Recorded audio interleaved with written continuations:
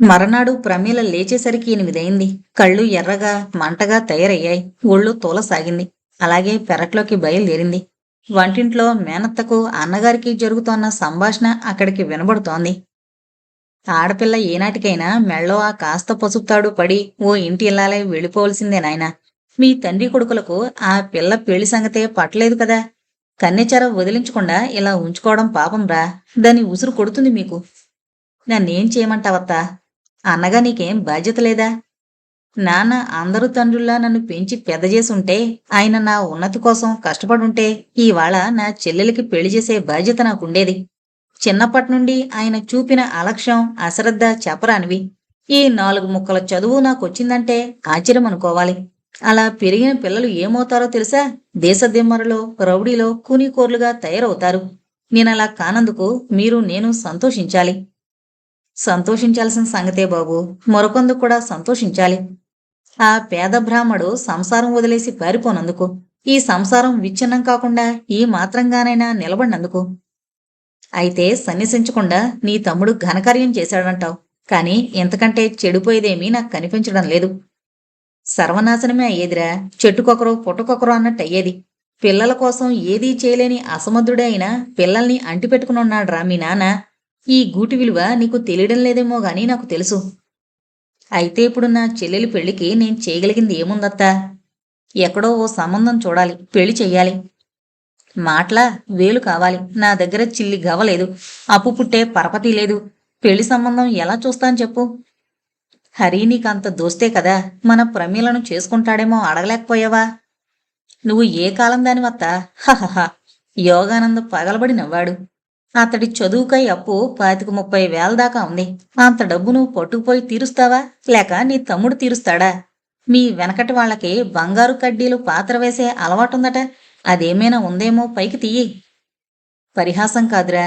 హరికి మన ప్రమీలంటే ఇష్టమేనని నేను గుర్తుపట్టాను. మన పిల్లకు కూడా. కేవలం ఇష్టాయిష్టాలతో పెళ్ళిళ్ళు కావు, డబ్బుతో అవుతాయి. అయినా నువ్వు ఓసారి అతన్ని ఏమడుగుతాను? అతడికి 30,000 కట్నం కాక డిస్పెన్సరీ పెట్టుకోవడానికి ఓ బంగళా, ఓ స్కూటర్ ఇచ్చే సంబంధం ఖాయమైంది. రేపో ఎల్లుండో పిల్లవాళ్లు వరనిశ్చయం, పిల్లవాడి వాళ్ళు వధునిశ్చయం చేసుకోబోతున్నారు. ఇంకా వినాలనిపించలేదు ప్రమీలకు. బుర్ర తిరిగిపోయింది. ఇదన్నమాట సంగతి. ఎంత నాటకమాడాడు హరి. ఒకనాడు తనంటే అతడికి ఆకర్షణ కలుగుంటే కలుగుండొచ్చు. కాని ఈరోజు శ్రీమంతుల సంబంధం వెతుక్కుంటూ రావడంతో ఈ పేదదాన్ని కట్టుకోవడం హాస్యాస్పదంగా తోచుంటుంది. నక్కెక్కడా నాగలోకమెక్కడా అనుకునుంటాడు. డబ్బున్న వధువును చూశాక తన మనసు నుండి ఈ బీదముఖాన్ని నెట్టేసుంటాడు బలవంతంగా. 2 రోజుల్లో అంతా సర్దుకుపోతుందని ఆశించుంటాడు. 2 రోజులు ఈ దుఃఖాన్ని తట్టుకుంటే ఆ తర్వాత అంతా మర్చిపోయి హాయిగా ఉండొచ్చునని ఆశపడుంటాడు. అతడు మగవాడు. అలా అనుకోవడంలో తప్పులేదు. కాని తన సంగతి? తను అతన్ని మరిచిపోగలదా? తలచుకుంటేనే దుఃఖం పొంగొస్తోంది. శరీరం నుండి ఏదో భాగం వేరైపోతున్నట్టుగా బాధ కలుగుతోంది. తన సంపదేదో దోచుకున్నట్టు అమితంగా ప్రేమించే ఆ కళ్ళు, ఆ కళ్ళలోకి చూసే అవకాశం ఇక లేదు. ఆ కళ్ళు ఇంకెవర్నో ప్రేమిస్తాయి, ఇంకెవర్నో ఆరాధిస్తాయి. డబ్బున్న అమ్మాయి కనిపించగానే ఆ కళ్ల ముందు అల్పమైపోయింది తను. ఈ భావమే ఎక్కువగా దహించి వేయసాగింది. తను ప్రేమించిన వాడి ముందు అల్పం కావడం కంటే అవమానం ఏముంటుంది ఆడదానికి? బుర్ర వేడెక్కిపోయింది. ఆలోచనలతో ఒళ్ళు కూడా వేడెక్కిపోయింది. మనసు శరీరం ఏకమై ఏదో ప్రతీకారం కోరుతోంది. కాని ప్రతీకారం ఎవరికి చేస్తుంది? ఎవరిని ఏమీ చేయలేనని తెలుసుకున్న తర్వాత ఆ జ్వాల ఆమెనే చుట్టివేసాగింది. సర్వనాశనం జరిగేదాకా ఆ జ్వాల శాంతించేలా లేదు. సాయంత్రం జరిగి సంధ్య అడుగడబోతుంటే గుడిదాకా వెళ్ళొస్తానత్తా అని బయలుదేరింది ప్రమీల. ఆ తర్వాత జరిగిన కథ మళ్ళీ చెప్పనక్కర్లేదు. మరనాడు పొద్దుటే అడిగాడు యోగానంద్ సామరస్యంతో. నిన్న నీతో వచ్చినతను ఎవరు ప్రమీల? ఇలాంటి ప్రశ్నలు రాత్రి ఆలోచించి పెట్టుకుంది జవాబు. రాత్రి గుడి దగ్గర 2 రౌడీలు తగిలారన్నయ్య. వాళ్ల బారి నుండి తప్పించుకుని ఇల్లు సురక్షితంగా చేరడం కోసం ఆ పెద్ద మనిషి సాయం కోరవలసొచ్చింది. ఇంట్లోకి పిలిచి కాస్త టీ అయినా ఇచ్చి పంపలేకపోయావా? అంతదాకా ఆలోచించలేకపోయాను. యోగానందున్నాడా? ఇప్పుడే బయటికి వెళ్ళాడు. హరికృష్ణ వెళ్ళిపోవడం చూసి కాసేపు కూర్చోరాదా? నిన్ను నేనేం మోహిని గ్రహంలా పట్టుకోన్లే. పెళ్ళెప్పుడు? అంది ప్రమీల అదో రకమైన వెటకారంతో. హరికృష్ణ కూర్చుని మామూలు స్వరంతో ఇంకా నిశ్చయం కాలేదు అన్నాడు. పెళ్లిపిల్ల పేరేంటి? వైజయంత్ అనుకుంటాను. ఓ, పేరులాగే మనిషి కూడా అందంగా ఉంటుందనుకుంటాను. ఉంటుంది. పెళ్ళికొడుకు అవతారమా ఇది? మాసిన గెడ్డం, పీక్కుపోయిన కళ్ళు. ఏంటి కదా? ఏం లేదు. లేదన్నంత మాత్రాన ఉన్నది లేకుండా పోతుందా? నాతో చెప్పకూడదా? ఎందుకు చెబుతావులే. ఇక ముందు అన్ని కబుర్లు వైజయంతి దగ్గరే కాబోలు. ఈ సంగతి కూడా ఒకనాడు ఆవిడతో చెప్పి నవ్వుతావు కాబోలు. ప్రమీల అనే ఓ పిల్ల ఉండేది. ఆ పిల్ల ఆకాశానికి నిచ్చెన వేయబోయిందని ఇద్దరూ కలిసి నవ్వుకుంటారు కాబోలు నన్ను తలచుకొని. ఈ ప్రేమ ఒకనాడు మీకు ప్రహసనం అవుతుంది కదూ. కఠినంగా ఉన్న కంఠం కాస్త దైన్యంలోకి జారిపోయింది. కళ్ళు గబగబా ఎత్తుకొంది. చెప్పు హరి, ఈ సంగతి ఎప్పుడూ నీ భార్య దగ్గర ఎత్తనని మాటివు. నీకు పుణ్యం ఉంటుంది. నన్ను అలా అవమానించకు. విగ్రహంలా కూర్చున్నాడు హరికృష్ణ. మా పెద్దల చాటుగా నేను నడిపిన వ్యవహారానికి నేను పొందిన పరాభవం చాలు. ఈ కథ ఇంతటితో సమసిపోవాలని నా ప్రార్థన. దయచేసి ఎక్కడా ప్రమీల! లోపల నుండి మేనత్త కేక పెట్టింది. ప్రమీల లోపలికొచ్చింది. హరితోనా అవతల మాట్లాడేది? పరాయి మగపిల్లలతో ఏంటా కబుర్లు? చాలుగాని ఇక నుండి నీ వయసంతో గుర్తుపెట్టుకుంటే మంచిది. బాగా కసిరింది మంగమ్మ. హరితో మాట్లాడడం ఈరోజు కొత్త కాదు. చూసి చూడనట్టుండే మేనత్త ఈరోజు కల్పించుకున్నదంటే ఆశ్చర్యపడలేదు ప్రమీల. హరిమీద ఆవిడ ఏవేవో ఆశలు పెంచుకునుండాలి. ఈరోజు యథార్థం బయటపడింది. అవి కూలిపోయి మేనకోడల్నికి హద్దుల్లో పెట్టాలనుకుంటోంది. కిమ్మనకుండా గదిలో కూర్చుండిపోయింది ప్రమీల. 5 నిమిషాల తర్వాత హరి గుమ్మం దగ్గరకొచ్చి, యోగానంద్ వస్తే చెప్పు పిన్ని, హరి వచ్చి వెళ్ళాడని అని చెప్పడం వినిపించింది. అలాగే బాబు, అవతలకొద్దామంటే పని మీద ఉన్నాను. పర్వాలేదు పిన్ని, అతడొస్తే చెప్పు, వచ్చి ఇంటి దగ్గర నన్ను కలుసుకోమని. హరి వెళ్ళిపోయి ఉండాలి. నిశ్శబ్దం తప్ప అతడున్న అలికిడేమీ వినరాలేదు. కాసేపటికి అవతలకొచ్చింది ప్రమీల. హరికృష్ణ వెళ్ళిపోయాడప్పటికే. వచ్చి వీధి గుమ్మంలో నిలబడింది. నిస్తేజంగా చూస్తున్న ఆ కళ్ళ ముందు హరి పెళ్లి దృశ్యం, వధువు పక్కన అతడున్న దృశ్యం, ఇంకా ఇలాగే సన్నివేశాలు కదిలిపోతున్నాయి. తన శక్తినంతా క్రోడీకరించి వధువు రూపం ఊహించుకుంటోంది ప్రమీల. ఒంటి నిండా నగలతో, తెల్లని మేనితో, శ్రీమంతుల పిల్లలకుండే సహజమైన దర్పంతో దివ్యసుందరిలా వెలిగిపోతోంది వైజయంతి. ఉండుండి ప్రమీల గుండెల నుండి పెద్ద నిట్టూర్పొకటి వెలువడింది. శనివారం నాటి సాయంత్రం భక్తుల సందడి ఎక్కువగానే ఉంది. గంట కొడుతున్నా, తీర్థ ప్రసాదాలు తీసుకుంటున్నా ప్రమీల కళ్ళు ఆసక్తిగా ఒక మనిషి కోసం వెతుకుతున్నాయి. చిత్రమైన మనిషిలా ఉన్నట్టున్నాడు. ఎంత స్నేహపూర్వకంగా మాట్లాడాడు. ఇక ముందు నీకు నేను సహాయం అంటున్నాడు. ఇదేనన్నమాట సాయం. కనీసం ఓసారి తొంగి కూడా చూడలేదు. ఎడంవైపు నడిచి మెట్ల మీద కూర్చుంది ప్రమీల. కుంటివాడొకడు ధర్మంచేయి దొరసాని అంటూ వేధించసాగాడు. నా దగ్గర లేవు, వెళ్ళు. ముష్టివాడు జిడ్డులా పట్టుకున్నాడు. అరిచరిచి అలసిపోయింది ప్రమీల. ఇందా తీసుకుని వెళ్ళిపో. వాడి చేతిలో ఓ 2 పైసల బిళ్ళవేసి, గుర్తున్నానండి అన్నాడు సుజ్ఞాన్ పెదవులకు సహజ అలంకారమైన నవ్వుతో. ఈ వారం రోజుల్లో ఆ ప్రశ్న 1,00,000 సార్లు కనిపించని మిమ్మల్ని వేస్తూనే ఉంది నా మనసు. అందుకేనా ఆ రోజు రాత్రి నన్ను వాకిట్లో వదిలేసి ఇంట్లోకి పారిపోయారు? అదేనా మీకు కోపం? ఏం చేయమంటారు చెప్పండి. వాళ్ళు ముందు గదిలో అలా ప్రత్యక్షమవుతారని అనుకోలేదు. వాళ్లకు మిమ్మల్ని పరిచయం చేసే సాహసం లేకపోయింది. భయం వేసింది. నేనున్న పరిస్థితి మీరా మాత్రం అర్థం చేసుకోలేరా? పర్వాలేదు. మీరు నన్ను అవమానించారని నాకేం కోపం లేదు. సుజ్ఞాన్ కొంచెం ఎడంగా కూర్చుని కొబ్బరి చెప్ప పగలగొట్టి ప్రమీలకు కాస్తిచ్చి తనింత తీసుకున్నాడు. మీరు ప్రతి శనివారం దేవుడికి కొబ్బరికాయ కొడతారా? తప్పకుండా. ఎన్నాళ్ళ నుండి మీరు ఈ నియమం ఏర్పరుచుకున్నారు? ఏ సందర్భంలో? ప్రత్యేకంగా సందర్భం అంటూ ఏం లేదు. కొన్ని సంవత్సరాలుగా దైవ దర్శనానికంటూ వస్తున్నాను. ప్రతి శనివారం కొబ్బరికాయ కొట్టాలని ఎందుకు సంకల్పం కలిగిందో తెలీదు. సంభాషణ కొనసాగడం కోసం ఇప్పటికే అనవసర ప్రశ్నలు వేసింది. అతడైనా తన సంగతులేవీ అడగలేదు. మీ ఇల్లు? ఇక్కడికి సమీపమే. పెద్దగా ఇల్లంటూ ఏం లేదు. అన్ని వసతులతో ఉన్న గది. మళ్లీ సంభాషణ స్తంభించిపోయింది. సుజ్ఞాన్ లేచి వెళ్ళాడు. గర్భగుడి ముందు ఏదో తగువ వినరావడంతో 10 నిమిషాల తర్వాత తిరిగొచ్చి కూర్చుంటూ, తొక్కుకుంటూ తోసుకుంటూ దైవదర్శనం చేసుకుంటే ఏం శాంతి మిగులుతుంది ఈ భక్తులకు? ఏమైనా మన వాళ్ళకి ఎందులోనూ నిలకడ ఓర్పు లేవు అన్నాడు. ఏంటి తగవు? సందట్లో ఓ ముత్తైదువు కాలు ఓ పొడుచు తొక్కింది. తొక్కించుకొన్నావిడ తొక్కినావిని కొట్టబోయింది. మీరు తగవులు ప్రైవేటుగా కూడా తీర్చేటట్టున్నారు. అడ్వకేట్ని కదా, నవ్వాడు. ఫీజేం ముట్టలేదు.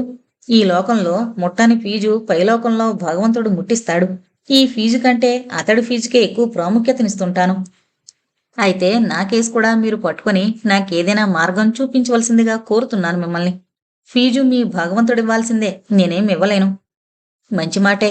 సుజ్ఞాన్ మళ్ళీ నవ్వాడు గలగల. చెప్పండి వివరాలు. నాకు మార్గం చూపవలసిన బాధ్యత మీకుంది కూడా. ఆ రోజు నన్ను ఆత్మహత్య చేసుకోకుండా ఈడ్చుకొచ్చారు కాబట్టి. సుజ్ఞాన్ శాంత గంభీర స్వరంతో చెప్పండి ప్రమీల మీ కథ అన్నాడు. మా నాన్న పండితుడైనా ఆయన పాండిత్యం ఆయనకు కూడు పెట్టలేకపోయింది. కొన్నేళ్ల క్రితం మా గ్రామంలో మేమంతా కూడు నీళ్లు లేక మాడిపోయే పరిస్థితుల్లో ఇక్కడ ఓ ధర్మాత్ముడు శివాలయంలో అర్చనకు నియమించి ఇక్కడ ఉండడానికి ఈ కాస్త ఆశ్రయం, కాస్త తిండికి బట్టకు ఆధారం చూపాడు. ఇక్కడికొచ్చాకే మా అమ్మ పోయింది. మా అన్నయ్య బిఏ పాస్ అయ్యాడు. కానీ అతడికి కుటుంబ బాధ్యతేమీ పట్టలేదు. నేను స్కూల్ ఫైనల్ వరకు చదివాను గాని పరీక్షకివ్వలేదు. పరీక్ష ఫీజు కట్టడానికి లేక ఇప్పటికీ నేను చదువు మానేసి 5 ఏళ్లవుతోంది. మా అన్నయ్యకో ఫ్రెండ్ ఉన్నాడు, హరికృష్ణ. ఆ రోజు మీరొచ్చినప్పుడు గదిలో కూర్చున్న ఇద్దరిలో అతనున్నాడు. మరొక ఆయన మా అన్నయ్య. హరికృష్ణను నేను ప్రేమించాను. అతడు నన్ను ప్రేమించాడు. కానీ మొన్న పెళ్లి చేసుకోమని అడిగితే సుజ్ఞాన్ ప్రమీల కథంతా విని అన్నాడు. మన దేశంలో మధ్యతరగతి ఆడపిల్లల పరిస్థితి అందరిది ఇంచుమించు ఇలాగే ఉంటుంది ప్రమీల. యుక్త వయసులో వివాహం చేయలేరు తల్లిదండ్రులు. తమ కాళ్ల మీద తాము నిలబడేపాటి చదువు చదివించలేరు. అసలు పిల్లల భవిష్యత్తు ఏమాత్రం ఆలోచించకుండా కండం వల్ల ఎన్నో అనర్థాలు జరుగుతున్నాయి. ఇప్పుడు ఇద్దరూ లేక ముగ్గురు చాలు అంటోంది ప్రభుత్వం. కొన్నాళ్లు పోయాక ఈ ఇద్దరు ముగ్గురిని కండం పాపమే అవుతుందేమోనని నా భయం. 2 తరాల ముందు డజను మందిని కన్నా ఏదో మాదిరి ఆ మానవుడు పోషించాడు సంతానాన్ని. ఇప్పుడు ఇద్దరు ముగ్గురుతో చాలించుకున్న గృహస్థు అంతకంటే గొప్పగా ఏం పోషించలేకపోతున్నాడు. మీ నాన్నలాంటి అసమర్థుడు మీ ఇద్దరికీ జన్మనివ్వడం కూడా నేరమేనంటాను. నిజమే. ఆయన నేరానికి మా అన్నయ్య బలి కాలేదు. అదృష్టవశాత్తు అతడు బయటపడి తన భవిష్యత్తు కింద నుండి పైదాకా తనే నిర్మించుకున్నాడు. కానీ నేను ఆడపిల్లను. ఇంట్లో పడి ఉండడం తప్పితే ఏం చేయలేకపోయాను. ఇంట్లో ఉండి కూడా నాకు దొరికిన అవకాశాన్ని వృధాపుచ్చక సాహసం చేశాను. కానీ అదృష్టం నన్ను వెకిరించి ఎడారిలాంటి భగ్న జీవితంలోకి విసిరేసింది. ఈ యువతి కేసు కొంచెం క్లిష్టంగానే తోచినట్లుంది ఆ కుర్ర లాయర్ గారికి. దీర్ఘంగా ఆలోచిస్తున్నట్టుగా కూర్చుండిపోయాడు. సాంప్రదాయంలో పెరిగిన బ్రాహ్మణ యువతి, పెద్దగా చదువుకోలేదు. తగిన సంబంధం చూసి వివాహం చేయలేడు తండ్రి. ఏదైనా మార్గం చూపమని అడుగుతోంది. ఎలాంటి మార్గం చూపితే క్షేమకరం? చాలాసేపటికి హఠాత్తుగా ప్రమీల, మీరు వివాహానికి తయారుగా ఉన్నారా అన్నాడు సుజ్ఞాన్. ఏమిటి సుజ్ఞాన్ బాబు మీరనేది? నిన్న అతడిని ప్రేమించి ఈ రోజు మర్చిపోయి రేపు మరొకరిని పెళ్లి చేసుకునే తుచ్చురాలుగా భావిస్తున్నారా? ఆడదాని ప్రేమ అల్పమైనది, క్షణికమైనది అనుకున్నారా? చూడబోతే మీకు దీంతో పరిచయం అన్నాడు కానట్టుంది. కాలేదు ప్రమీల. స్నిగ్ధం మందహాసం చిలికించాడు. ప్రేమ గౌరవింపదగిన వస్తువే, కాదన్ను. కాని జీవిత ధర్మానికి ఉపకరించని ప్రేమను విస్మరించడంలో నేరం నీచం లేవు. హరికృష్ణను మీరు ప్రేమించారు. కాని అతడు మిమ్మల్ని స్వీకరించలేనప్పుడు, అతడు పరాయివాడైపోతున్నప్పుడు అతన్నే మీరు మనసులో పూజించడం అనేది అది పవిత్రమైన ప్రేమంటారా? అది మరో స్త్రీ పట్ల అపచారం కాదా? అపచారమా? నేనేం అతన్ని నా వశం చేసుకోవాలనుకోవడం లేదు. నా మనసులో అతన్ని నిలుపుకోవడం అతడి భార్యకు అపచారం చేసినట్టు ఎంతమాత్రం కాదు. అపచారం ఎందుకు కాదు? మనుషులకు మనసులకు మధ్య ఉండే తెరలు, గోడలు మీకు భగవంతుడికి మధ్య లేవు. మీ వీపు వెనక నిలబడి మీ ప్రతి చేష్ట భగవంతుడు గమనిస్తూనే ఉంటాడు. మీరు పొందలేని వ్యక్తిని జీవితాంతం ప్రేమిస్తూ కూర్చోవడం అనేది శుద్ధ తెలివి తక్కువ. మనం చేసే పిచ్చి పనులకు మన వీపు మల్లెమైనప్పుడైనా ఆ భగవంతుడికి సంజేషి ఇచ్చుకోవాల్సిందే. మీకు భగవంతుడి పట్ల చాలా గుడ్డి విశ్వాసమే ఉన్నట్టుంది. నిరసన వ్యక్తం చేసింది ప్రమీల. ఉండనీయండి. అది ఎవరినీ నష్టపరచదు. ప్రతి క్షణం మనం భగవంతుణ్ణి స్మరణలో ఉంచుకోవడం వల్ల మనం చేయబోయే చాలా తప్పు పనులు ఒప్పులుగా మారిపోతాయి.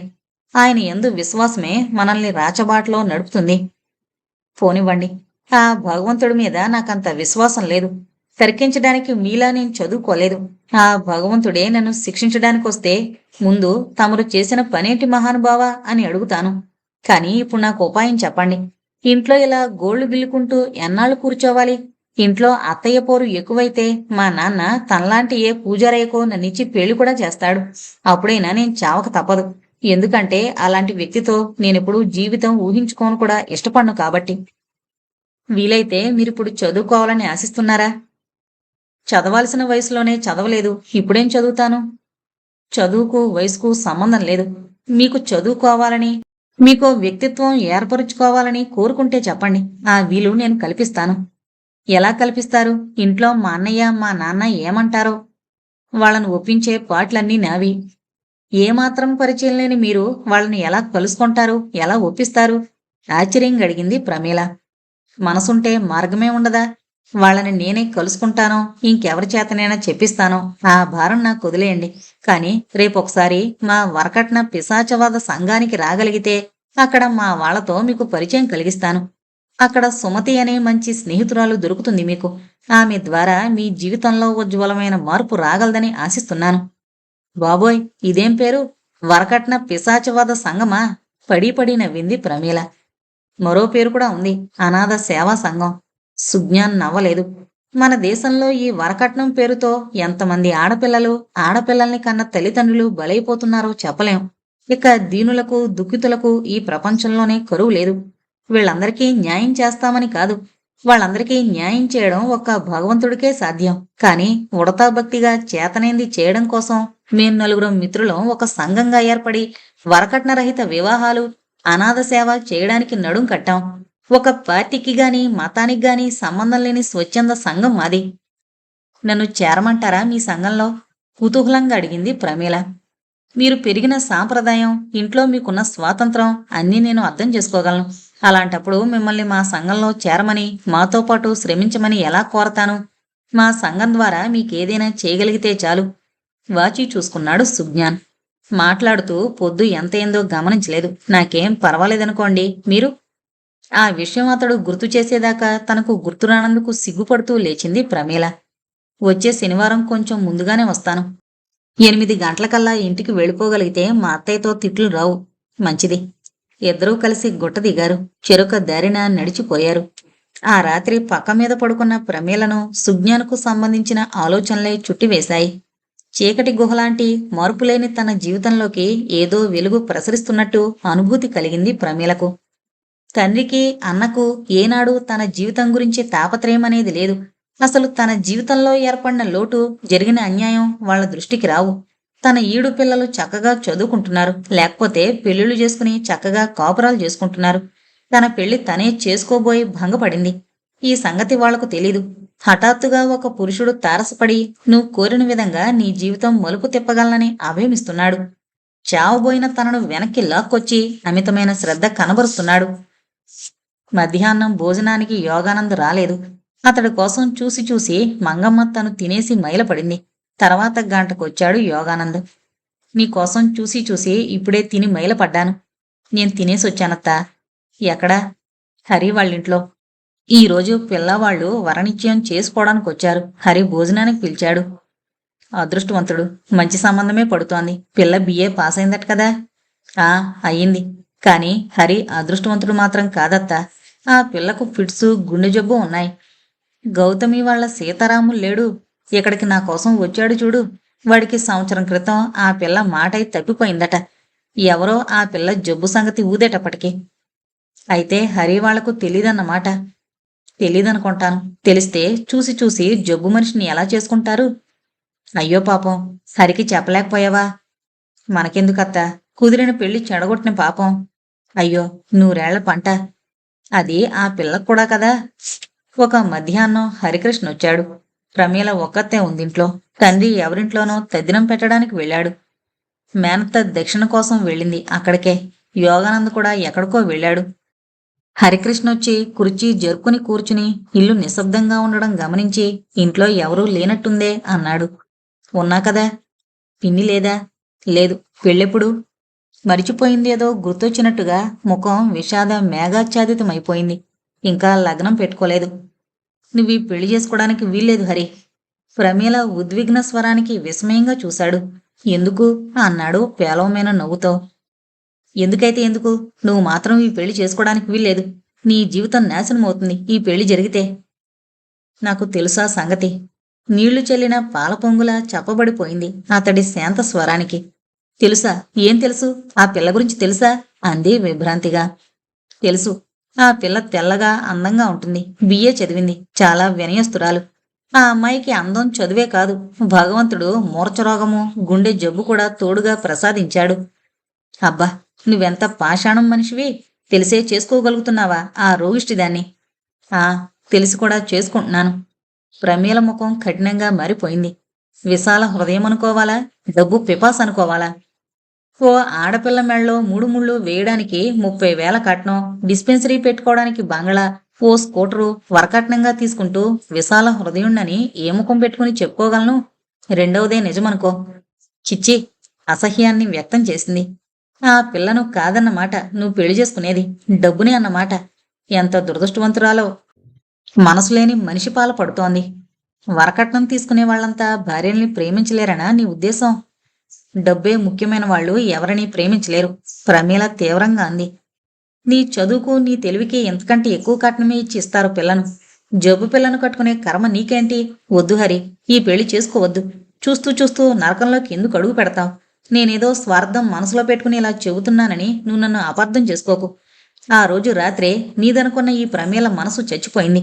ఇప్పుడు నీ మీద నాకేం కోరిక లేదు, కానీ నువ్వు సుఖంగా ఉండాలని కోరుకుంటున్నాను. ఇలాంటి పిచ్చి పని మాత్రం నువ్వు చేయడానికి వీల్లేదు అంది గాద్గాదికంగా. నీటి తెర మెరుస్తోన్న ఆ కళ్ళల్లోని అనురాగానికి, ఆర్ద్రతకు విచలితంగా చూశాడు హరికృష్ణ. నీలాంటి అనురాగమూర్తిని తిరస్కరించిన రోజే ఈ ప్రపంచంలోని దురదృష్టవంతుల్లో మొదటివాణ్ణయ్యాను ప్రమీల. ఇక నాకు సుందరైన, కురూపైన, పురోగషిదైన లెక్కలేదు. కర్తవ్యానికి అంకితమైన ఈ జీవితానికి సుఖం కావాలన్న కోరిక లేదు అన్నాడు విషాద స్వరంతో. ఒక్క నీ తరపు నుండే ఆలోచించి నువ్వు స్వార్థపరుడు అవుతున్నావు హరి. వైజయంతి గురించి ఎందుకు ఆలోచించడం లేదు? ఏ స్త్రీ అయినా సంసార సుఖాన్ని సంపూర్ణంగా కోరుకుంటుంది గాని తను రోగిష్టిదని, తనకు సుఖం అక్కర్లేదని అనుకోదు. మామూలు స్త్రీ కంటే కూడా రోగిష్టి అయిన వైజయంతి నీ ప్రేమను ఎక్కువగా కోరుతుంది. నీ ఆదరణను ఎక్కువగా వాంఛిస్తుంది. నిజంగా నీ మానవత్వానికే ఈ పెళ్లి ఒక పరీక్ష. బదులు చెప్పలేదు హరికృష్ణ. ఆలోచిస్తున్నట్టుగా మౌనం వహించాడు. నువ్వు ఈ పరీక్షలో నెగ్గగలిగితే సంతోషమే. నీలాంటి ఉదాత్త హృదయుడు ఉండబోడని గర్విస్తాను. హరికృష్ణ బలవంతంగా నవ్వుతూ ఈ పరీక్షలో నెగ్గాలని మంచి మనసుతో ఆశీర్వదించు ప్రమీల అన్నాడు.